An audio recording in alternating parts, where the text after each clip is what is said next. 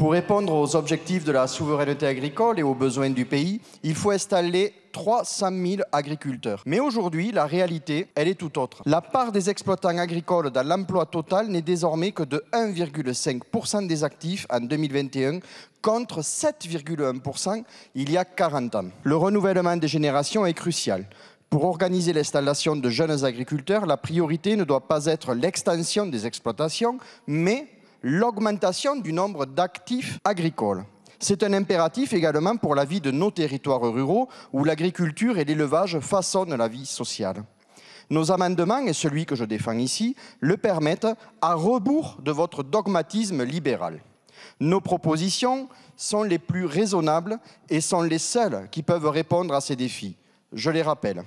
Des prix rémunérateurs pour les paysans, la revalorisation des pensions agricoles des aidants et conjoints, l'accès facilité aux fonciers agricoles, un protectionnisme solidaire, l'assurance de débouchés locaux aux productions par la commande publique, notamment en fournissant les cantines et la restauration collective.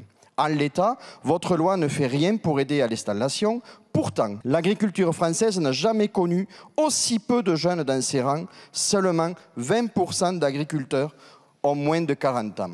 Plus de la moitié des chefs d'exploitation sont âgés de plus de 55 ans. Avec cet amendement, nous vous donnons des pistes pour faire mieux, en renforçant le soutien public à l'installation. L'aide complémentaire jeunes agriculteurs et la dotation jeunes agriculteurs sont des aides à l'actif. Elles sont perfectibles, mais elles ont le mérite de soutenir les paysans qui s'installent sur des petites surfaces et qui ont peu, voire pas d'aide PAC. Mais elles sont aujourd'hui sous-dotées. En matière d'aide à l'installation, la France se contente du minimum légal. Il faut en changer. Là encore, c'est du bon sens.